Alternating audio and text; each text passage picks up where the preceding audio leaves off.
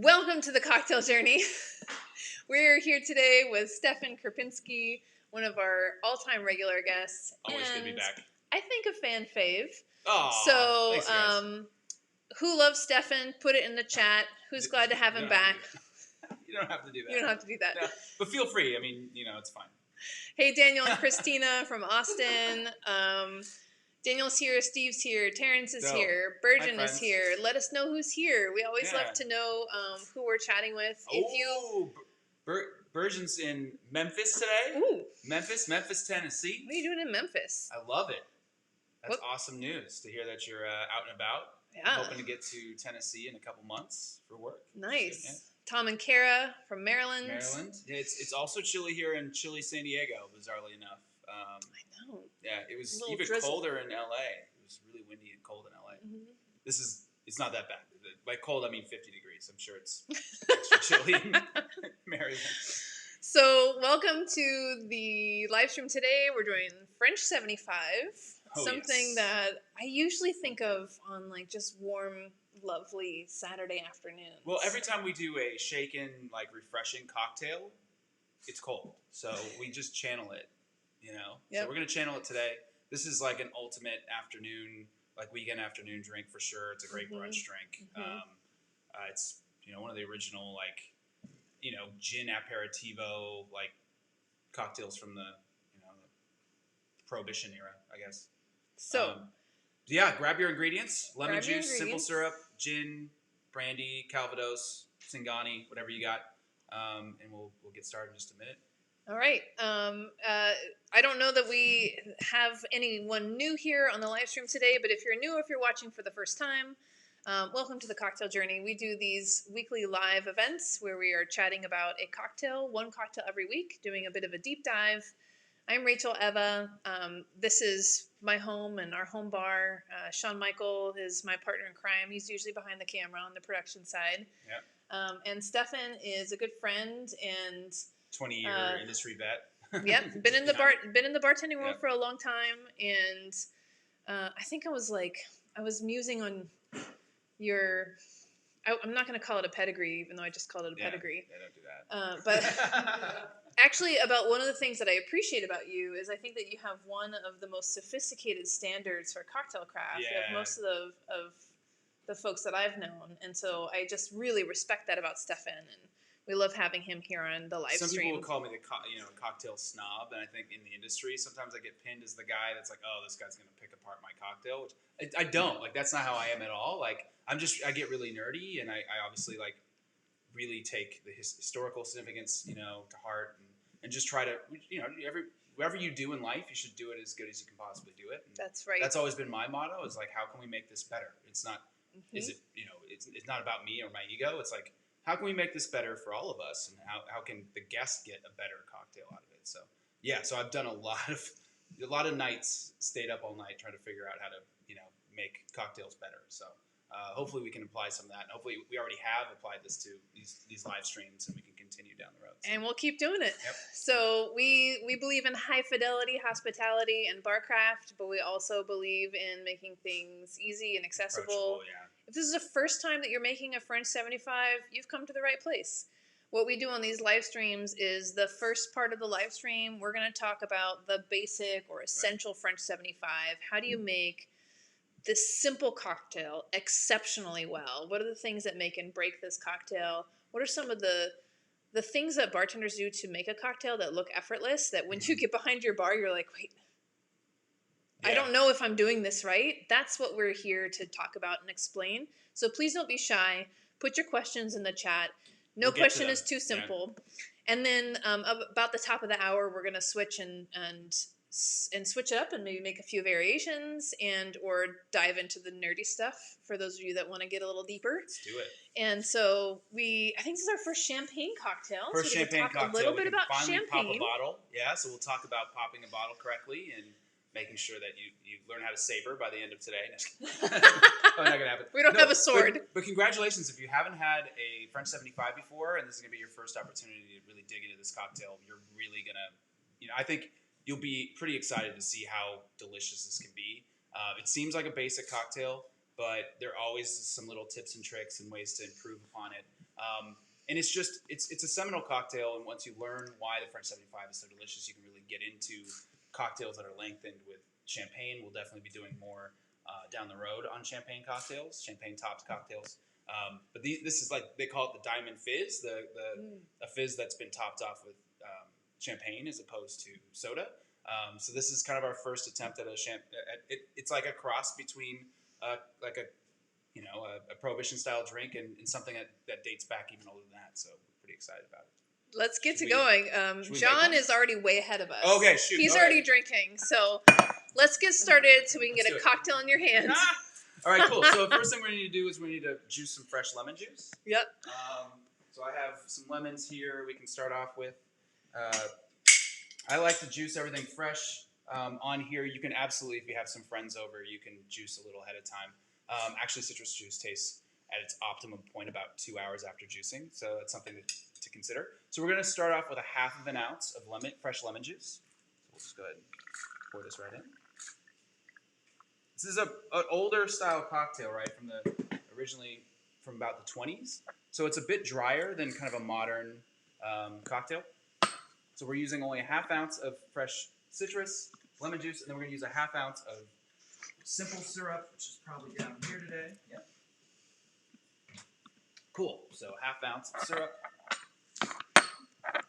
And I'm going to drop that recipe in the chat so you can follow along. Thanks, Rachel. Yeah. Happy to help. Yeah. And then the recipe calls for gin, the kind of modern recipe, but there's some old recipes out there that called for brandy or cognac or even Calvados. So you get to kind of take your pick. If you're more of a brown spirits person, by all means, go with a brandy, a Calvados, or a cognac. If you like kind of a dry gin, something with some really beautiful botanicals, then I highly recommend going with the London Dry style. We're going to use Botanist. We all know this is kind of our favorite around here at the Cocktail Journey. So we're going to use a full ounce. Remember, this base spirit's only half of the alcohol. We're going to be adding bubbles, some champagne on top. So the original, like the kind of standard recipe for this calls for 1 ounce of spirit. But if you like a boozier drink, by all means, go with 1.5. We have an alternative spec that calls for 1.5 ounces of gin or brandy, and then 3/4 of an ounce of lemon and simple. So you could do that if you want a boozier drink, or kind of get to the means of the end a little bigger bit quicker. Drink. Yeah. If you're making this in like a cocktail, like a 4-ounce cocktail coupe or something like that, right? Yeah, exactly. You want to fill it up a little bit. For me, sit back and if relax. we're going to put bubbles on this, I want a fair amount of champagne. So I like to save extra room for the champs. So again, if you'll look up recipes for French 75 online, you'll find a huge variety of different kinds of specifications. And so I think it's worth acknowledging that many of those could also taste great. And it partly depends on if you like a drier cocktail or a sweeter cocktail. I saw one from a while ago that was, what was it? It was an ounce of spirit and 3/4 ounces of simple syrup, and then a 1/2 ounce of lemon. Yeah. Which for me, when I look at that recipe, I'm like, wow, that looks sweet. way too sweet. Right. But if you're not really familiar with the ratios of cocktails, you may not know that, and you might have made a French 75 and say, wow, this is really sweet. So great. So I'm going to go ahead and open our champagne. That way it's ready to go after we shake. We're using Piper Heidsieck. You can use champagne, but you could easily use a dry Prosecco or any other, a California style sparkling wine as well works. The original recipes from the late 1800s for champagne cocktails actually called for Charles Heidsieck, which is the granddaddy of Piper. So we're gonna go like a little bit more traditional with this French champagne or French style champagne, because Piper, I believe, is still in. Yeah, it's product of France. Great. So we're gonna go ahead and open this up. And one thing I learned working in really fancy dining rooms is that you actually don't want the big pop in your champagne because there's only a finite amount of bubbles in here, right? So we're going to try to get as many of the bubbles from the bottle into the cocktail. So we'll go ahead and get this cage off of here. And once I've loosened up this cage, I want to keep some sort of contact with the actual cork because you don't want it to go flying out on your guests or yourself or your eyeballs. So what you do is actually you pull it away from everybody, right? So this is not going to hurt Rachel or myself. And you're actually going to twist the bottom like this until it slowly comes up, and there it goes. So yeah, just kind of do that. You should see like a little. It's so good. All right. So now we've kept a lot of those bubbles here in the bottle. You haven't just let them all dissipate by that big pop. It's not quite as festive, so maybe you get a cheap bottle, something that we can get that big pop for your guests. All right, great. So we'll go ahead and ice this cocktail down and give it a nice shake. Yeah.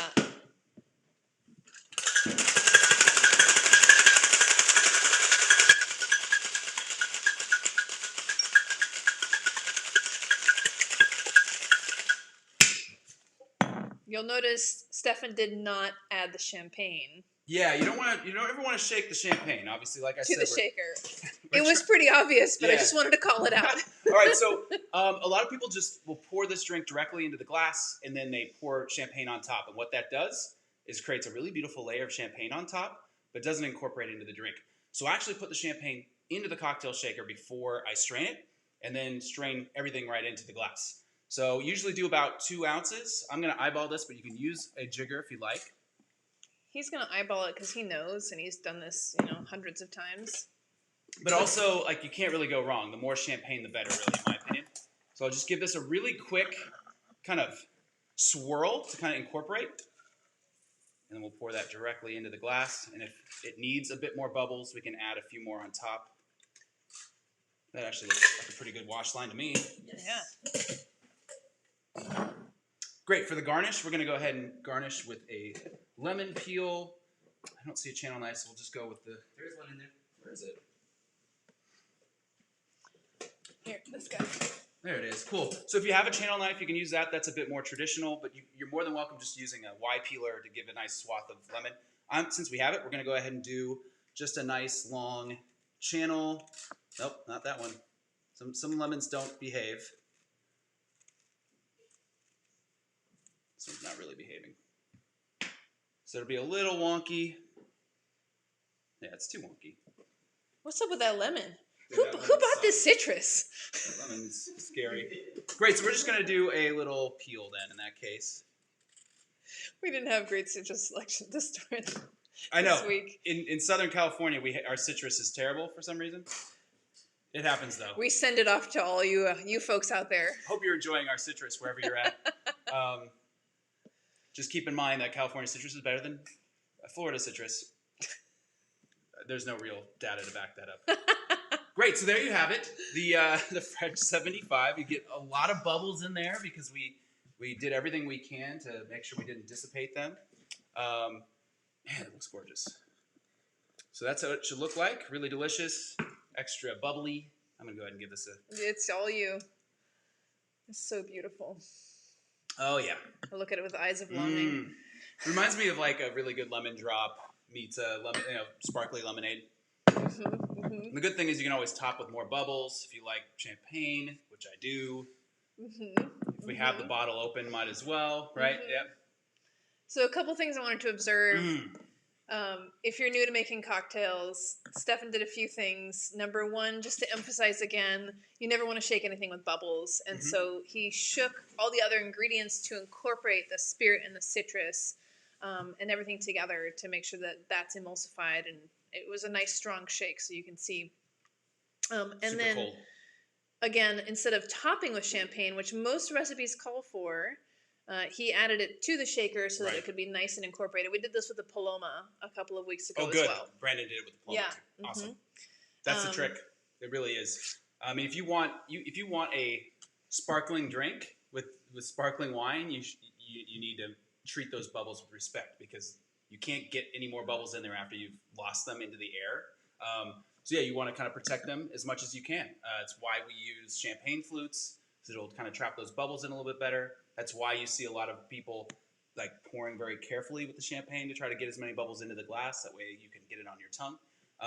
So yeah, you want a very cold cocktail. Whenever we're shaking cocktails, we're looking to get that cocktail super cold, super chilled. So ways to do that, obviously, is to use some fresh ice that comes straight from your freezer. Don't let it sit in a cooler for an hour until it gets really like runny and watery. Chill your glassware before using it. Use a lot of ice. I built everything out of the small side of the cocktail shaker, and I filled that ice all the way up to the brim. You don't want 1 or 2 cubes in there. That's not really going to get you an extra cold drink. It's just going to over dilute the cocktail, which you don't want. You want there to be the appropriate amount of water, but no more than that. So you can give it a nice hard shake from there to really incorporate the ingredients, chill it down as quickly as possible and as cold as possible. And then, pouring the champagne into the cocktail shaker will help incorporate the bubbles and charge the drink as opposed to just charging the top of the drink. And then you get this really spectacular, dry, lemony, lemon oily, ginny cocktail. It's freaking delicious, right? Like, I don't know. What do you guys think? You guys had one now? What are y'all saying? John said it's the first time he's made it with brandy, and it's delicious. Yeah, we're gonna do that next. We're gonna do that next. Jamie, the spec here was 1 ounce of gin, and then a half. Did we do a half? We half did ounce of lemon, half ounce of simple syrup, simple 1 syrup. to 1 ratio. Because then you're actually adding up to like 2 ounces of champagne on or top. More. Or more, exactly. If you're looking for a heavier gin spec or a drier cocktail, you can do 1.5 gin, right. 3/4 lemon, 3/4... Or half-half. Or if you half-half. want a really low amount of acidity and sugar content, it's going to be really boozy at that point, especially if you're topping with champagne. So if you're looking for a light, sessionable afternoon cocktail, I'd stick with the 1 ounce of gin and then the bubbles on top, which is just really nice and delightful. But if you don't have time to make a few, you just want like one good goblet. You can Whatever you do, don't sweat it. Yeah, never sweat it. So one of the things I just learned was this way to open champagne without the pop. I mean, I often have intentionally not let the cork go flying just because I didn't want to hit anybody damage anything in our house. But I had never thought about that. Is you're actually keeping the bubbles in the bottle as much as possible. Yeah, because you get that big pop sound. What's going on? All that pressure is releasing, and some of that pressure is in the actual juice. It's not just on top of the juice. So you really don't want to agitate. Really, it's the agitation that will, even if I'm just carrying it and swirling it around, you're agitating the bubbles out of the actual juice and into the air. So you got to be careful with that. Same thing with if you leave a can of Coke around or you move a can of Coke and it all fizzes up, all that fizz is leaving the Coke. It's no longer in the Coke. It's in the air, and you have a flat soda, which is poison. So when you buy your champagne at the store, you also want to treat it like eggs, right? Just really gentle, baby that bottle. Oh, man. Put it in the fridge. You also very good to keep in mind is you want the champagne to be as cold as possible. So before you're going to make a cocktail with champagne, or before your guests arrive, you're going to pop a bottle of champagne, you want to get this thing extra cold. So put it over some ice, like a 50-50 ice to water mixture. The colder it is, the more charged it is. That's just how it is with anything that's got carbonation. The colder it is, the more carbonation you're going to have. So, that's also interesting. It has to do with how the gas dissolves into the liquid. There's a whole. I mean, I don't know. There's probably have 1 or 2 scientists on today that could probably answer this in a way better way than I can. But just suffice it to say, anything, whether it's Topo Chico, any seltzer water, San Pellegrino, Piper Heidsieck, California wine, whatever it is, you want it as cold as possible to feel all those bubbles. So I've always noticed that whenever I'm having sparkling water or something, when it warms up, it lacks its luster. Yep. And partly that's because, it's just older and it's been exposed for a while and the bubbles have been but if it was if you grabbed this from the shelf at the grocery store and popped it, you would not get the amount of bubbles you would get. It would feel flatter. Yeah, absolutely. It would taste flatter. Yep. There you go. Okay, another great win on the side of champagne.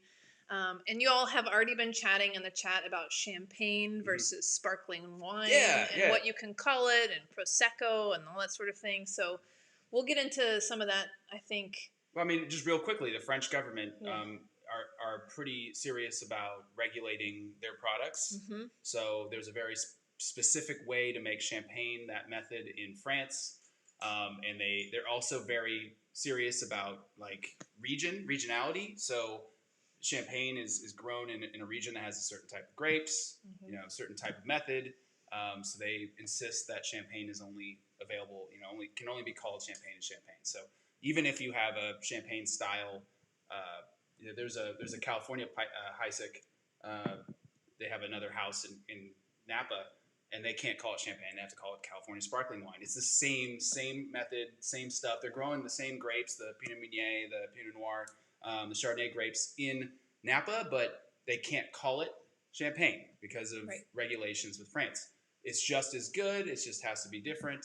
It's always going to be different because the growing region here is different than France. But then you've got stuff like Italian sparkling wine, like Prosecco. So a lot of Proseccos do have a little bit of sugar content, a little bit of residual sugar. So you can use that to your advantage. If you like a slightly sweeter French 75, you can go with Prosecco. But there's also real brut, dry styles, Secco of a Prosecco, like Secco Seccos. And you can absolutely use those in place of the Champagne as well. It really depends on your palate. If you like this really dry style cocktail, then I would absolutely recommend trying to find a brut Champagne style. Even cava, Spanish cavas can be really delicious in something like this too, and a lot cheaper. So. And that was one of the things that we were chatting about beforehand too. Is that there's Jamie? Thank you, Jamie. I knew somebody on here would be able to describe it way easier. Science in the comments.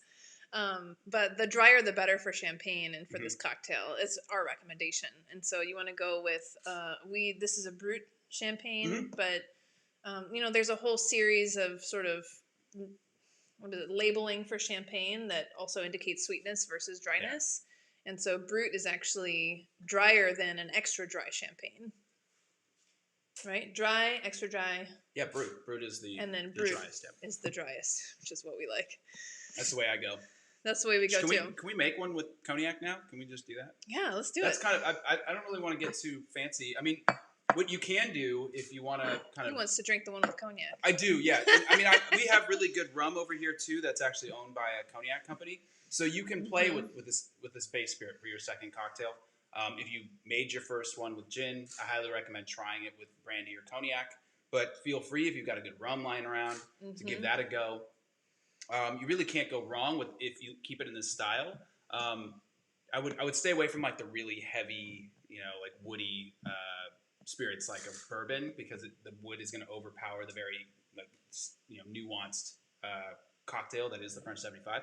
You can absolutely do it, but it's going to be a way different vibe. But keeping in like tradition, we're going to do this second one with cognac, and we're going to we'll just keep it the same. I don't think we need to switch the build at all. So we'll do the same. This spec. I love the spec.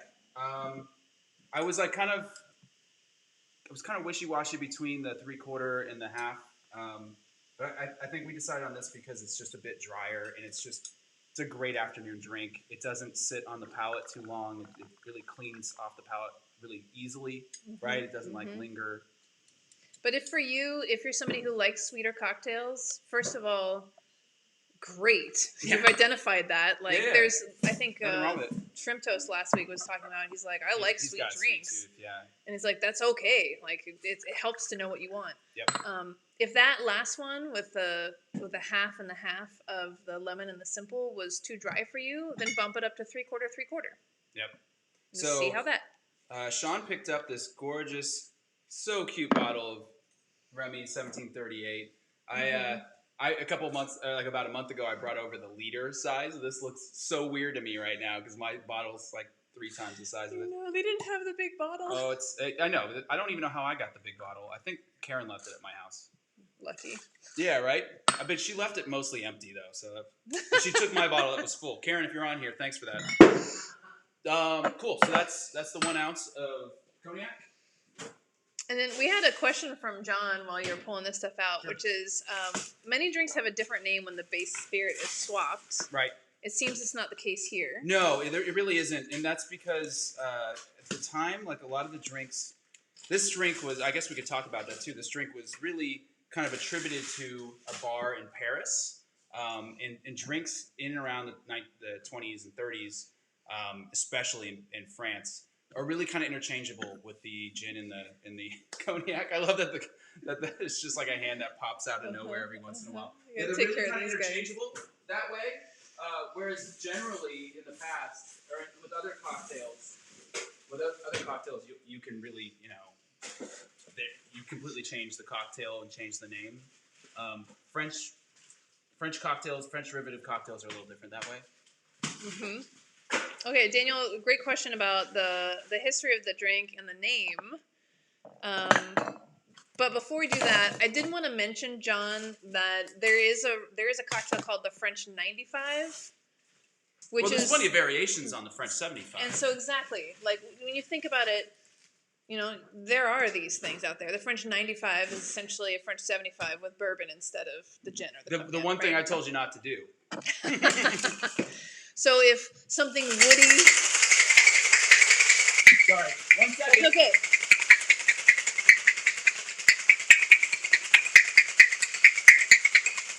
We love that part. So if you like bourbon and you want to taste bourbon within the context of this cocktail, then go for it. You're making a French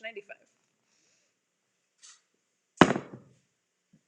And so back to the history of the drink too is, I think Stefan mentioned, this is one of those Prohibition cocktails because it was created by an American bartender who was working in Paris because he couldn't bartend in the States. Couldn't bartend here. And a lot of our folks went over to Europe, and a lot of them in Paris, and that's where a lot of, I think, some of these beautiful cocktails originated, and they brought them back with them.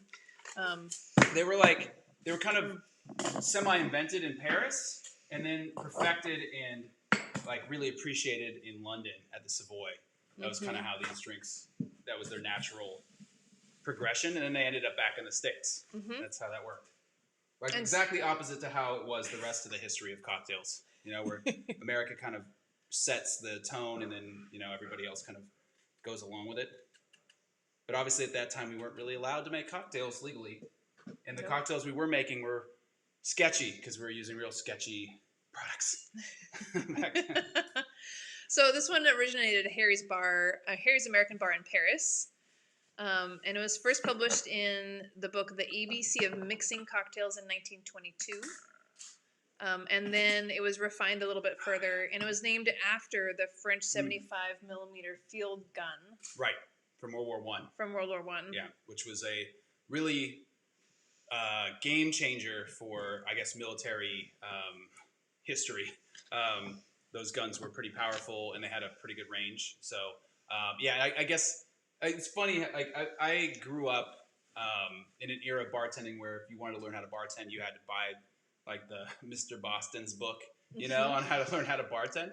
And there would be these stupid little blurbs in there, And one of them was I think I wrote it in the little pre-show thing where it was just this cocktail was named after this field gun because that's what you felt like after having a few of these was your bell got rung by this very loud artillery battery, which is funny because there's a lot more, even at this time, there's drinks that are way more potent, right? If you think of if we had champagne's here, we think of another champagne cocktail that drinks had names like that, right? The Corpse Reviver, the Death in the Afternoon, the French 75. So it's almost just like a creative naming exercise. How can I name this cocktail something that's going to communicate it's the next thing? Well, in the early 2000s, all of our drinks were silly pun names, right? We got into this pun routine, right? Everything was Strawberry Fields, and I can't remember all the silly ones, but there's all these stupid punny names that we all came up with. But back in the day, the name nomenclature was, if you think of the thing that would mess you up the most, that's what we called the drink. I wonder if that has to do with the fact that we had a very significant prohibition going on in the United States, and so it's almost we're the rebels that are out here, and we're making drinks that are a little bit, Well, it was illegal, right? It just, if you think of the way marijuana was when, we were growing up or something, it was the devil, right? There was a war on drugs, there was a war on marijuana, and now we're just taxing it and making money off of it. But there was that, right? There was that element of I'm doing something dangerous, right? I'm drinking tonight, This is technically illegal, I can get in trouble. Let's name it after field artillery because we're walking on the wild side over here. Oh, man. Whatever it is, I'm already starting to feel like I got battered by a field cannon at this point because this is quite delicious, and I'm feeling the bubbles. Bubbles are going to my head. So. Oh, great. We have some great comments here. Let's hear them. Let's see. Oh, Scott, welcome. This is your first live session with us. This is a great one to join. Welcome to it. Thanks for coming. We've got, gosh, you guys are so, I can't even get up here. Has anyone done this cocktail with a pisco? Curious if anyone's using pisco. I'm super curious to hear, are you using other base spirits besides a gin or a cognac or a brandy? If so, like, let us know in the comments. I'd love to hear what you thought about. Would you like a drink? How it turned out. Should we make you a non-alcoholic drink? Yeah, so he's going to make me an NA. Yep. Which stands for non-alcoholic. If you're new to the live stream or you missed the last few, I got called out because I haven't been drinking cocktails on camera. Yeah, what the heck? I know, but I think that it's a great opportunity to talk about. Sometimes we go through periods where we want to just like lay off the alcohol or lay off the spirits for a while. Sometimes you're growing a child inside of you. Sometimes you're gonna, sometimes you got to protect like the next generation of good. So yes, there's a T-Rex in front of me that I think somebody observed was strategically placed. Is it a salt and pepper shaker though? It's a salt and pepper shaker. Yeah. So we're doing. So Stefan's gonna do a non-alcoholic cocktail for me. We think that NA cocktails are something that that we consider to be part of good hospitality, because even if you're someone who's like, I am going to have a nice, strong, boozy drink at the end of every day, what happens when, like, well, if your mom's like my mom, she might not want a nice, strong, boozy drink. And so how do we talk about shims and lower ABV cocktails or non-alcoholic beverages? Because the last thing that somebody who chooses to not drink alcohol wants to be faced with is, like, the kids' cooler's over there, you can grab a soda. We're here about the ritual and hospitality experiences. So I'm going to scroll through some of the comments and hear what you guys are thinking. And feel free to ask your questions as we move into sort of the second half of this. We'll get into some great discussion. And while I'm catching up on that, I'm shaking a cocktail. Tell me what you're making for me. Yeah, so we're going to use the Brian P. method of using a beautiful tea to kind of replace the base spirit. So this is actually equal parts. It's going to be 1 part of fresh lemon juice and 1 part of a turmeric and ginger tea that was here at the Casa de Cocktail Journey. And we'll give this a quick shake with just those 2 ingredients.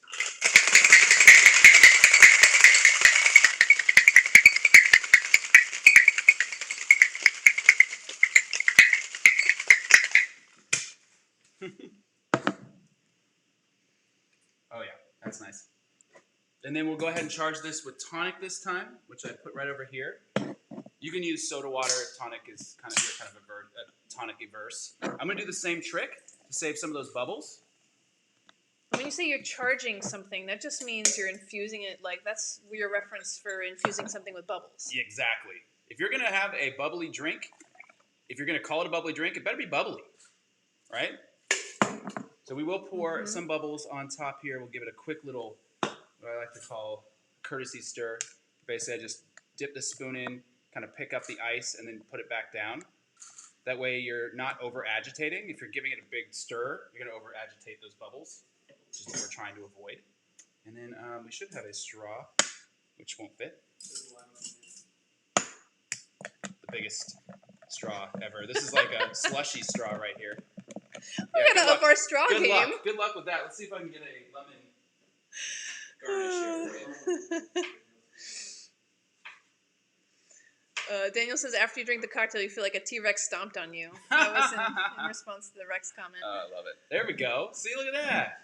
That looks kind of fun. It's beautiful. There Thank you go. you. You can join in the cocktail journey, even while expecting, even while growing a child, growing a T-Rex. That's great. We found a use for your tea. Sean drinks this turmeric and ginger tea like every night. And I'm like, you're on your own. It's good for, what did you say it was? Anti-inflammation. Yeah, there you go. Anti-inflammatory. Okay, so this is also an anti-inflammatory. Anti-inflammatory. That's correct, right? It's beautiful. It's delicious. I think one of the things that we learned from Brian and that I liked in this cocktail too is that the tea, instead of just using I don't know, water or bubbles or just something straight up, the tea adds a lot of that flavor that you can get from the alcohol in terms of botanicals or other things like that. This particular tea has a lot of ginger to it. It's really nice. That ginger is a really nice added element. Trader Joe's. I don't know where the focus is. Yeah, and it's also like really bright. Okay, there you go. Yeah, see, Trader Joe's. Can't go wrong with Trader Joe's. There it is. All right. Todd says they made with the Remy XO brandy. Yum. Diane also said earlier that a French 76, or was it 79? 76 is with vodka. There you go. So there you go.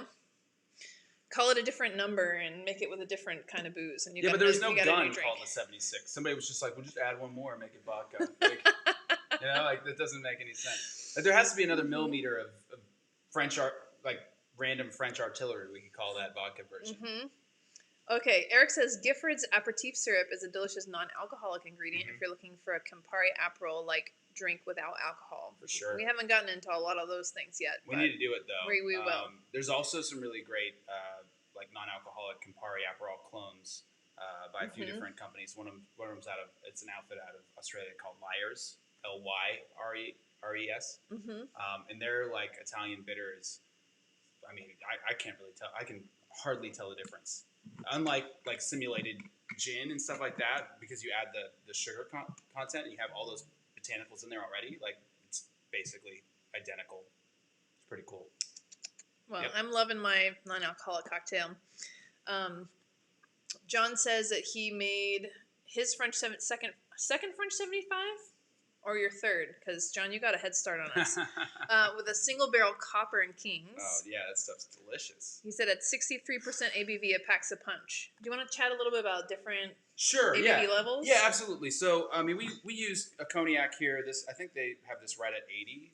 Yeah, so 40% or 80 proof, which is the legal maximum you can water down a spirit in the States. Basically, taking something off the still that was probably in the 120 proof range, putting it in a barrel, which you lose some stuff, you lose some water there, so it goes up a bit more, and then you add water at the end before bottling. There's a lot of cognacs, and there's even gins out there that are a bit more potent than that, so you're absolutely able to do that. Just be mindful that if you're replacing an 80 proof spirit with a 100 proof spirit, you're going to have that much more alcohol. So you might not be able to have as many cocktails in an evening unless you're eating, or if you have a high tolerance, or you weigh a lot. There's always different factors.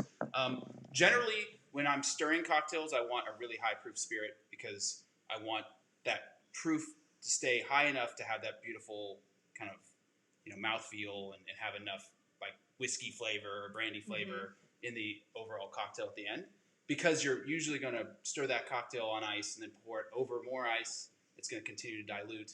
So if you want to taste the spirit by the end of that last sip, you're going to want something a little higher proof than the legal minimum. For shaken cocktails, it kind of depends on what it is and how I'm feeling. For like elongated cocktails, we call this elongated because we're adding a lower proof, we're adding a wine-based product to the cocktail. It's also kind of weird. Like you can kind of see the difference in glassware I'm using here.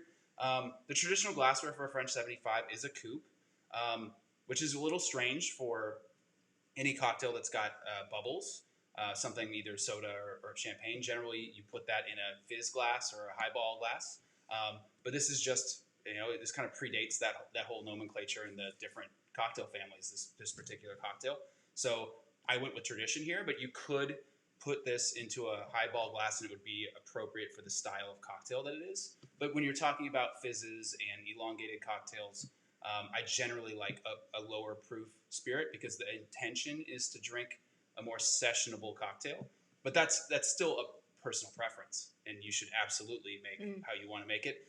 And I tell you that particular brandy from Copper and Kings from Kentucky is delicious, even though it's higher proof. Yeah. Carl says, how would a Prosecco work to replace a champagne? It would, I think I'd agree with John, it'd be a 1-to-1 substitution. Yeah. But the Prosecco, I think you mentioned earlier, it might just be a little bit sweeter. Slightly sweeter. I mean, it's still pretty dry. But when you're talking about the driest of brutes, champagne, to Prosecco, generally there's a little bit more residual sugar in Prosecco, just from the method and how it's made. And the style, the Italian style, is obviously very different than the French style of winemaking. So just be mindful of that. You're going to get a slightly more, it's a little bit more viscosity, a little bit more sweetness. You can always back off your simple syrup if you're adverse to that. But yeah, just keep that in mind. But I mean, that's been the move in bars for forever. When it's a champagne cocktail, generally you're getting Prosecco because champagne's price skyrocketed in the last 150 years. So we know what we're drinking tonight. Yeah, well, these guys. Sip. It's open. Should get it back on ice. How long does champagne last after you open it? Okay, so once again, we're talking about bubbles, right? This beautiful bottle of champagne. I mean, if you're leaving it open like this at room temperature, an hour. if you're putting it back in the fridge every time before you pour it again, 2 hours. If you're capping it, you can probably use it and put it back in the fridge right away. You can use it. You can have another delicious glass of champagne the next night, about 24 to 48 hours. There are methods to stabilize champagne. There is a little contraption you can buy that will actually shoot. It has a little cartridge of CO2 in there, and you can shoot carbon dioxide back into the bottle to hold onto the bubbles longer, and that will keep for about a week. So if you get that little contraption, it's not very expensive at all, especially if you're buying really expensive champagne. It's a good investment to buy one of those little contraptions. You can probably buy it on Amazon. I can't remember what it's called, but if you just look for... Someone knows. Yeah. Those things are great. We used to have a program at a fancy restaurant I used to work at where we had Dom Perignon on the by the glass list, and we would have that contraption on, and we never had a problem where it had gone flat. We always tasted, a minuscule amount to make sure it was really, bubbly. But we never had an issue where we threw that out. We always sold through it before that happened, and we used that cartridge system. So that's nice. Yeah, it was pretty cool when we got that, and I think the parent company for Dom Perignon actually paid for that investment, which was cool. Oh, there you go. Offer it by the glass. And they're like, "Do you have Dom Perignon?" I'm like, "Yeah, we got it by the glass for like $18." Like, let's do it. Do it. Yeah, that's great. Yeah. Tom said he used Pisco. Dope. And he said it sat right between the gin version and the cognac version for him. I believe that. Pisco's you're gonna get a lot of the fruitiness from the grapes because it's unaged, especially if it's Peruvian, because they generally use single vineyard, single varietal fruit, or they'll combine kind of a meritage of a few different grapes that are grown on an estate, and it's a very pure, very fruit forward, unaged brandy. The stuff from Chile is a bit more floral and can get really floral. They don't have as many regulations on their Pisco, so there's really good Chilean Piscos, and there's some really aggressively floral Chilean Pisco. So just be mindful of that. Aggressively floral. Yeah. So just be mindful of that. Maybe start with Peruvian one, unless you're Chilean. And in this case, Chilean's great too. They're very serious about their Pisco, as they should. But that's delicious. That's a good choice. Yep. James used Botanist for the first and Hennessy Pure White for his second round. Go. What else are y'all saying? Feel free also to use the chat to ask questions. This is a time. We're here. Stefan's here. Before we finish this bottle, and I'm not seeing straight, ask us some questions about champagne cocktails. One of the things I was reflecting on is one of the things I loved about my journey and cocktail journey is when I was thinking about how I learned what I know about cocktails, it was always when I was sitting at the bar in front of a bartender, watching them, watching them make a drink, and then two, having the space and time to ask questions. Totally. And so that's one of the things we love about these live streams is here he is. Yeah, 20 years of behind the bar knowledge. So just ring it out while you can. That's right. Using Botanist, it's very smooth. Yeah, for sure.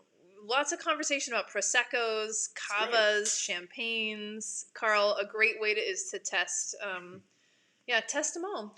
And if you want to do testing, and then it would be a great time as long as you feel comfortable and with whatever's going on.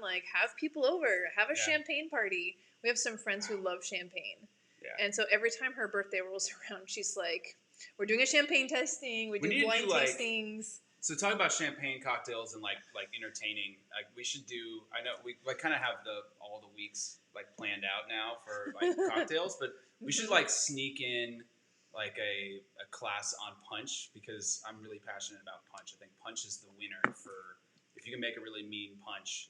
like when you're inviting friends over, it's a game changer because you're no longer invested in the actual nuts and bolts of making their cocktails. You've pre-made it. You have this really delicious, low-proof beverage that it's communal. Everybody can share it once everybody's vaccinated, of course. And there's something magical that happens when you can just continue filling up your cup and your conversation's still great because you're not wasted because you're having high-proof spirits, And then you can always switch to that later after dinner. But the punch is like the ultimate, like I'm having friends over, let's make a punch. I do that all the time. Well, pre-COVID, I would do that all the time. I was the person in the friend group because I like very early on in my career, like hacked the punch recipe. So I would just be the guy, like every event we did, like I'll make a punch, like I'll start making Oleo Sacrum tomorrow. Like, but that's kind of, we'll have to do that. We'll sneak that in somewhere. It's going to be great. Yeah, a bonus episode, yeah. It's funny you bring that up because I don't know a ton about punches. Yeah. We haven't made a lot of punches, but I think a lot of punch, like people in people's brain are like, oh, like this thing I had in college, right? No, like not the hooch. But the funny thing is that there was a time when I was having a lot of people over and I wanted to make a punch, but I was like, I don't want to just find some recipe on the internet and have it go poorly, and so I actually just made a big batch of French 75 and served it from a punch bowl. This is not far off from a punch. You can dilute it a little bit more. That way you can have a few more. But this is not far off from like a traditional punch, to be honest with you. I just added more. I had more champagne and less gin. Well, there's a very famous bartender that was very early in the cocktail renaissance in New York, and he kind of branched out and consulted on some of the first cocktail bars around the country. Including the Varnish here in LA, Sasha Petrowski. He had a whole idea of punch, which was like you make a punch and you top it with champagne, and it over the course of the evening, people are consuming the punch, and the punch keeps lowering. You just keep topping with champagne, and by the end of the evening, you're just drinking champagne on ice, which is a great way to enjoy it. So that's a thing. There was a question about French 75s and whether they call it French 75 in France, which is a great question because they don't call Scotch in Scotland. They call it whiskey. The original name for this cocktail was actually just called 75 after the millimeter of the French gun. And I think now it's synonymous with the French 75. But yeah, I would assume if I was sitting at a cocktail bar in Paris, I'd probably be ordering a 75. Because you're there, and so you don't need to order. Yeah, it's the same with like, I'll take one Scotch, please, in Scotland. They'll be like, what are you talking about? Like Scotch what? Like Scotch bonnet, Scotch eggs, Scotch salmon, like Scotch. What are the things that they put in front of their kilts, like the little pouch? I don't know. You got me the Scotch there. pouch thing. Like, what are you talking about? Whiskey. They just call it whiskey. They just call it whiskey. Yeah, exactly. Also, John, I think you had a question. Would you consider this a low ABV cocktail? I mean, I would say when you think about a cocktail as being like, in general, 2 ounces of spirit plus some other stuff thrown in there. Yeah, you're swapping out like an ounce of the gin for Technically, yes, champagne. But this cocktail, I'll tell you, is not that far off with how much champagne you throw in it, especially depending on the glassware. If you've got like a little 4-ounce like mini champagne coupe, then it's a low ABV cocktail for sure. But this is 5.5, 6 ounces. This is a full cocktail almost. It's a little less. You could put it on a brunch menu, but it's going to be a little bit in a more traditional forward than like a mimosa or something like that. In a traditional sense, with only 1 ounce of base spirit, this recipe is technically a low ABV cocktail. I think modern cocktail thought and mind behind that will put this kind of in a weird gray area between, only because there's so much champagne being added. But yes, I would, if this was on a menu of low ABV options today, you'd probably have sherry as the base spirit, and then you'd have a really low, like a traditional, like a more modern low ABV. But traditionally speaking, this is, yes, a lower ABV cocktail. So Christina says that her first French 75 was made by Chris Hanna at the French 75 bar in New Orleans. Dope. And she served these at their wedding. No way. Cheers to you, Christina. Chris Hanna is a legend because that man bartended for 30, 40 years and he retired as a bartender. That's a very rare occurrence. He never took a brand job, worked at a hotel for 30 years or whatever it was. That guy's an OG, love that dude. That guy's great. Do you have any thoughts on citrus? Lemon all the way. Lemon all the way. Lemon all the way. Yeah, I mean, limes weren't really a thing in France in How would the 1920s. lime and champagne work together? I mean, it's great. It's a little more astringent, but you can absolutely do it. I think it's a little too aggressive for French 75. Mm-hmm, French 75 should be, a nice pop of acidity, but it should be really dry. And this is just an incredible cocktail. I wouldn't really mess with it. Mm-hmm. And plus, limes are going to cost more money because you have to buy twice as many limes to get that much. What about citrus. grapefruit? Grapefruit doesn't have enough enough citric acid, so I wouldn't switch the grapefruit for true citrus. Mm-hmm. You could do a twist if you want to get those beautiful grapefruit oils in there. There are pamplemousse liqueurs that you could add like a quarter ounce to this, and it would completely change the flavor, make it more complex, and add that beautiful grapefruit note. But it's just like the brown derby. That cocktail is not a true sour because it's just got grapefruit juice as opposed to lemon or lime, and it falls super flat for me. Mm-hmm. We had someone else, and I'm sorry, I forgot which one of you did this, but you used, I think, amaretto instead of, sure, or some other kind of if you wanted to modify this and you wanted to use some kind of a liqueur or something to add another flavor. I would go Cointreau for sure. I think that's to keep it in the family, in the French family. I would absolutely use Cointreau, traditional triple sec. You just replace one for one the simple syrup, or would you do parts? Yeah, so this is about a third of a suite of simple syrup. So you're gonna need to use more of it, or it's gonna be a drier thing. I would either swap out half of the simple, so maybe do a quarter, or you could do three quarters of this. Just bump it up. It's gonna be more boozy, of course, because this is also 40%, 80 proof. So that'll make it a drier, more boozy cocktail without adding the extra base spirit. Nice. And make it more complex because you're adding the orange element, which is always really lovely with champagne. So, Corey, I totally hear you because I feel the same way. I say one of the things I dislike about cocktail recipes when they say to top off a cocktail with something. Yeah. What gives? What does that mean? How much is top off? If I was at my last bar, we jiggered champagne. The only issue with that is you do leave some of the bubbles behind, right? Because you're adding more contact with with metal that will dissipate some of the bubbles. But yeah, we would just top up 2 ounces of the jigger, pour that into the cocktail shaker after it's been shaken, and then pour that directly into the cocktail glass. That way we standardize the recipe first and foremost because we were using champagne and that's very expensive, and I didn't want to see the difference between 2 and 3 ounces is actually a lot in pour cost. And if I was going to keep my job as the bar director, I had to maintain the pour cost whenever possible. So you can absolutely do that. You will compromise some of the effervescence, but you will get a really standard, consistently delicious cocktail doing that. So, and would you recommend 2? Is it 2? Is it 2.5? Is it 3? Is there a standard? Well, the two was. I'll be honest with you. The 2 ounce was for costing purposes because I couldn't afford to put more than 2 ounces into the cocktail.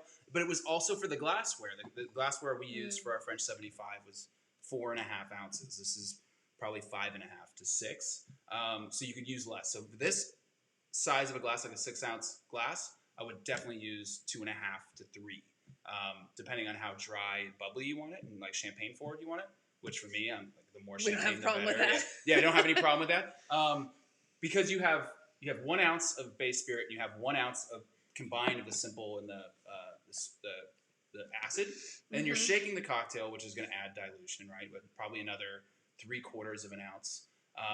So that gives you a cocktail that's now 2 and 3/4 ounces worth of that. So yeah, you could fit 3 ounces of champagne into a 6 ounce coupe and have a perfect wash line and have a really tasty cocktail. So yeah, if you're playing at home, 2.5 to 3 ounces would be my best option. Sounds like it depends on glassware. It always depends. Depends on your taste preferences. But if you begin to dial in what you like in terms of a recipe, and I'm going to make my French 75s in these coupes, then you can either think about measuring to understand what that is for consistency. But then you probably will end up being able to determine what this wash line is. I think for me, the measuring adds value because of the adding it to the tin. I think I would be afraid of adding too much. Sure. And then I feel like I'm leaving my cocktail in there because... I mean, nobody wants to leave half the cocktail in the shaker because it doesn't fit in the glass. So you should be mindful of that. I guess if you're like... And you don't have to do all that math ahead of time. Nobody wants to do math before they make cocktails. But you make one and you're like, I still have half of it sitting in the cocktail shaker. Maybe I'll adjust the recipe for the next one I make. That way I'm not wasting my good booze at home. Or it's a little shallow, so maybe we'll add more. So that, you can... That's how I would do it, as opposed to math before you make a cocktail. It's cocktail hour. Hold on, let me pull out my graphing calculator. Like nobody wants to do that. I would just make one, and then you can adjust from there. When you're talking about using rum or agave spirits, it was a good question about lime with rum. Yes, absolutely. Lime, rum, sugar is the holy trinity of delicious cocktail making. Definitely use lime if you're using rum. It's just native to where rum is made. Same with agave spirits. There are no what we traditionally know as yellow lemons in Mexico. They are imported. The fruit was imported into Mexico by America, by Europeans, and they don't grow very well. They're really sad looking. They're not as acidic as the lemons here in the States.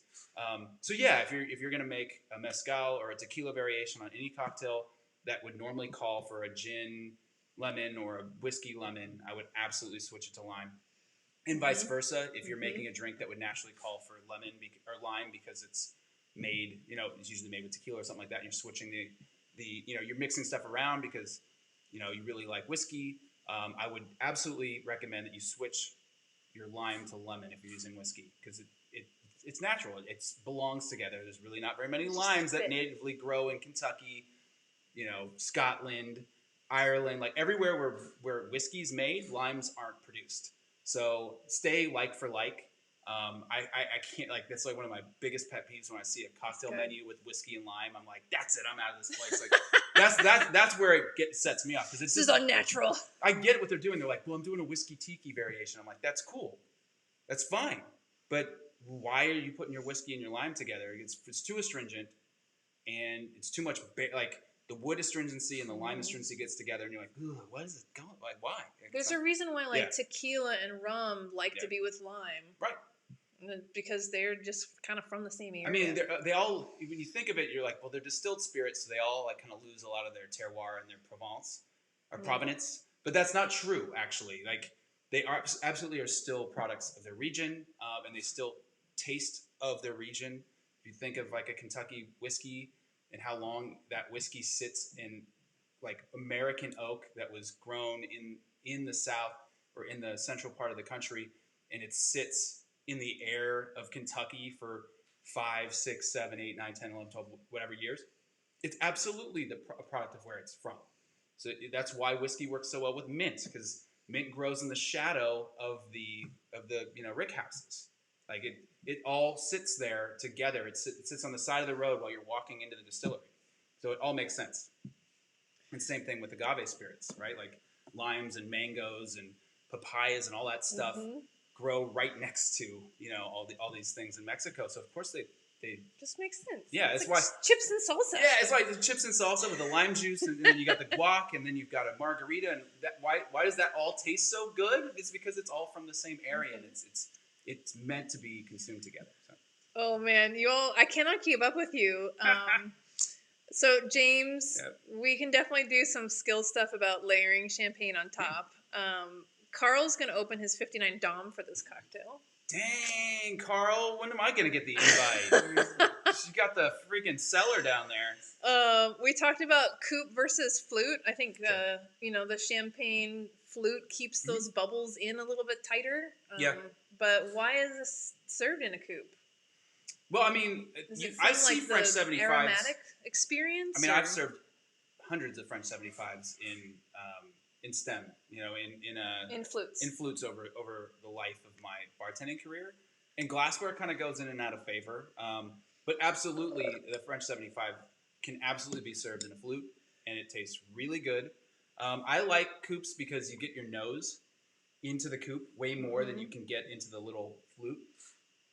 Like the flute, you have to intentionally sniff right? Whereas the coupe, you get more of the whole experience. It's like actually drinking. If you look at the circumference of this cocktail glass, it's the same as a rocks glass, right? Like you get your whole nose in there. And it's something to be said, like as bartenders, we'll taste test our cocktails and we'll grab a straw and just give it a quick, dab, just so we're like, all right, that's balanced. But when we're creating cocktails, we have to drink them the way that guests are going to drink them because it's more of a whole experience as opposed to, is it balanced? Great, it's balanced. Let's get out of here. It's like, no, is the drink delicious? And is it as good as it was the first sip on the last sip? Are you getting aromatics? Are you getting, tactile sensation and holding an ice cold glass? Like there's all that stuff, Mm-hmm. Yeah. Well, you all, we ran out of time. We're at 5:30. This was so much fun. Sorry we didn't get to all of your chat and your comments. I wanted to let you know that if you're a member of the Cocktail Journey and you didn't see the email that came out this afternoon, we're going to be in about 5 minutes hosting another session on a new platform called Crowdcast. I'm going to drop the link here in the chat. It's a Q&A session. We're going to talk a little bit about the progress of what we're doing here in the Cocktail Journey, what our longer term vision is, where we are on that vision, and then an announcement about something big that's going to be happening here very soon. What's happening besides you having a kid? Besides that, it's not that. There's more? It's not twins, and it's not a baby dinosaur. So I'm going to drop this link in the chat. We will see you guys there at 5:35. So it's in about 5 minutes. Give us a chance I'm going to be on that side, like paying attention and want to know what's coming up next. I don't know either. It's on a platform called Crowdcast. And so what we found is it works. If you're on your phone, it works best if you download the app to your phone. Otherwise, you can log in. So now's the time to download the app. So I'm giving you this 5 minute head start. Crowdcast? It's called Crowdcast. Crowdcast. So we'll see you there for an announcement. We will be back next week. It's going to be super fun. We're going to have Megan, and we're going to be doing the mint julep. We're going to do the mint julep. You can go to the Cocktail Journey. Bring your fancy hats. Wear your fancy hats. We're going to wear hats. And your pebbled ice. And your crushed ice. Yep.